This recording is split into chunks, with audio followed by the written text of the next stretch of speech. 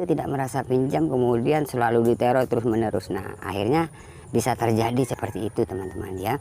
Jadi buat teman-teman saya ingatkan lagi, misalkan kalian gagal bayar atau memang mau niat gagal bayar, kalian harus siap.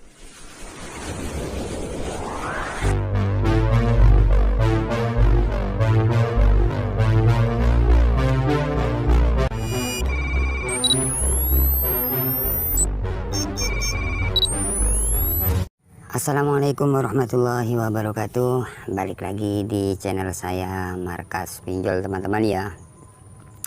Oke, seperti biasa teman-teman ya, di video kali ini saya akan membahas lagi ya tentang pinjaman online ilegal ya. Karena banyak sebagian dari teman-teman yang saat ini sudah jatuh tempo ataupun yang telat di pinjaman online ilegal ya. Jadi di video kali ini saya akan membahas atau berbagi pengalaman tentang gagal di aplikasi pinjaman online ilegal ya. Oke, di sini saya akan membahas pinjaman online ilegal, yaitu ringan pinjam teman-teman ya. Sebenarnya pinjaman online ilegal itu sama aja, tapi namanya itu beda-beda ya. Jadi pinjaman online ilegal itu biasanya cuman umurnya cuma 2 bulan ataupun 3 bulan. Setelah itu dia berganti nama lagi pinjaman apa kayak gitu, karena pinjaman online ilegal ya, seperti itu. Jadi di video kali ini saya akan bahas di pinjaman online ilegal ringan pinjam ya. Jadi intinya pinjaman online ilegal ini sama aja ya, cuman beda-beda nama seperti itu. Oke, di sini saya akan menjelaskan seperti apa sih kalau kita jatuh tempo di pinjaman online ilegal ya, ataupun sudah telat di pinjaman online ilegal teman-teman ya. Jadi pinjaman online ilegal ini teman-teman, ada yang pinjaman online beranak, di dalamnya itu ada yang cuman satu pinjaman ya, seperti itu.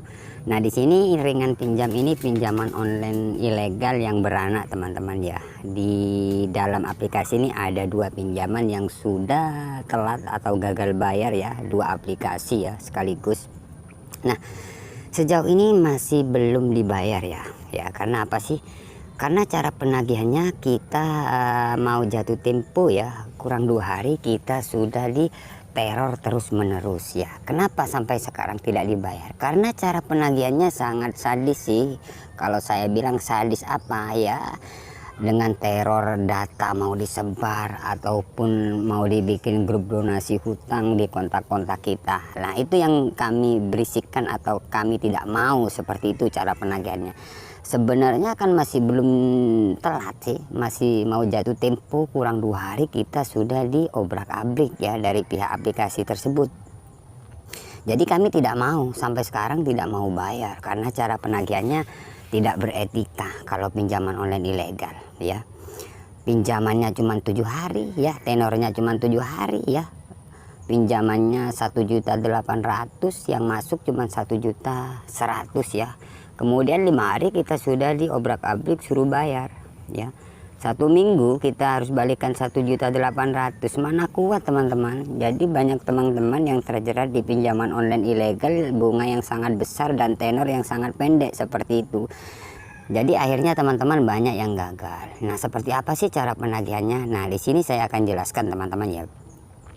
Buat teman-teman yang sudah gagal di pinjaman online ilegal atau masih jatuh tempo sudah diobrak-abrik, kalian tidak usah terlalu takut atau panik ya. Kalian cukup ya, misalkan ada WA, kalian cukup balas ya, Pak ini masih belum telat kok, ini masih 2 hari lagi, Bapak kok berisik banget, WA terus dari tadi, dari pagi kok WA terus. Seperti itu aja kalian ya. Misalkan ada telepon kalian angkat ya, meskipun kalian maki-maki kalian diam aja, ya Pak saya masih usaha, seperti itu seterusnya ya. Memang pinjaman online ilegal cara penagihannya memang kita pastinya dimaki-maki atau kita sudah diancam, wah dikirim foto, nah seperti itu. Nah contohnya seperti ini teman-teman ya, jikalau pinjaman online ilegal sudah ancam atau mengancam sebar data kita seperti ini ya. Oke. Nah seperti ini, kemudian ada foto KTP, kemudian foto kita sama selfie ya, sama selfie itu mau disebarkan seperti ini teman-teman ya. Ya siap-siap malu kau ya, kami bikin grup penggalangan dana dari kontak-kontak kau semua. Jadi pinjaman online ilegal itu bisa mengakses semua kontak teman-teman, meskipun kalian tidak izinkan, karena pinjaman online ilegal nggak tahu ya.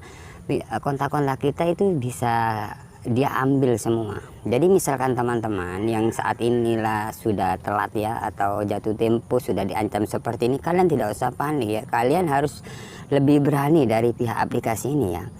Jadi intinya kalian harus lebih berani dari pihak penagihnya. Intinya beraninya seperti apa ya, kalian respon ya, respon, balas ya Pak, kami masih belum ada dana, masih cari dana ya. Kemudian kalian telepon aja ke pihak DC-nya, ya Pak saya masih cari dana. Nah kemudian kan pastinya ada nomor yang masuk sampai 1 atau 2 sampai 5 bahkan ya, satu hari itu kalian telepon aja. Misalkan memang dari pihak pinjaman online ilegal ini mengancam-ngancam, terus kalian paksakan seperti ini, atau kalian balas, ya Pak silakan sebar data saya Pak, tapi setelah disebar saya anggap lunas, seperti itu aja ya. Harus disebar sekarang ya, kalau nggak disebar pokoknya wajib disebar sekarang, saya tunggu Pak, seperti itu aja. Dari pihak aplikasi pinjaman online itu biasanya kalau sudah kalian berani seperti itu, dari pihak pinjolnya itu biasanya mikir teman-teman, karena siapa sih nasabah kita yang mau nggak bayar kan gitu ya kan. Jadi resikonya ya di pinjaman online atau yang DC-nya atau cara pihak penagihnya yang kesulitan karena sudah tidak bayar nasabahnya. Jadi mikir, misalkan kalian diancam mau dibikinin grup, mungkin tidak sampai dibikinin grup, misalkan kalian sudah berani atau sering merespon seperti itu.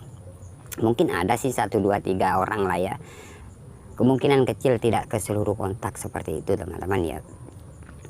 Ya ini saja di sini saya balas, ya Pak kami masih belum ada dana Pak ya, sekarang kami masih tetap usaha cari dana Pak ya, seperti itu.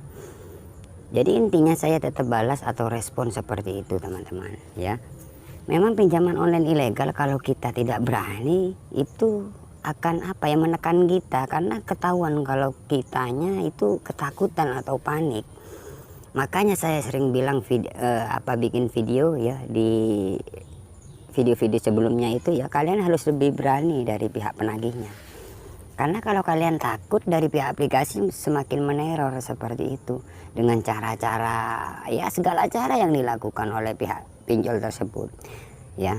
Memang pinjaman online ilegal, kalau kalian main di pinjaman online ilegal itu akan kering kalian. Karena apa saya bilang kering? Tenor yang pendek 7 hari ya, masih kurang 2 hari kita sudah dimaki-maki atau ditelepon atau dicat dengan nomor yang berbeda-beda seperti itu ya, dengan bunga yang sangat besar ya. Kita pinjam 1.800.000, yang masuk cuman sekitar 1.100.000 ya. Kemudian 5 hari kita suruh balikan sekitar 1.800.000. Siapa yang mampu? Ya, seperti itu. Jadi intinya misalkan teman-teman mau galbay, sekalian galbay, harus berani seperti itu, ambil resikonya ya. Misalkan teman-teman berani ya membalas chat atau WA atau telepon seperti itu, lebih beranilah dari sang penagih itu biasanya tidak terlalu parah. Misalkan penyebaran data tidak ke seluruh kontak ya, hanya beberapa kontak saja seperti itu ya. Ya seperti itu teman-teman. Jadi buat teman-teman dimanapun kalian berada, misalkan kalian mau gagal bayar, kalian harus lebih berani ya. Kalian harus siap risiko ya. Intinya kalian harus lebih berani agar risiko atau penyebaran data ke seluruh kontak atau dibikinin grup donasi itu tidak sampai terjadi ya. Ataupun penyebaran data ke sosial media kayak Facebook, IG, kayak yang lain lah teman-teman ya. Jadi intinya kalian harus lebih berani ya, agar dari pihak aplikasi itu mikir juga untuk penyebaran data seperti itu. Nah misalkan teman-teman ada mengabaikan kemudian mengganti nomor, intinya lari, itu semakin parah. Kontak-kontak kalian akan diteror terus menerus ya.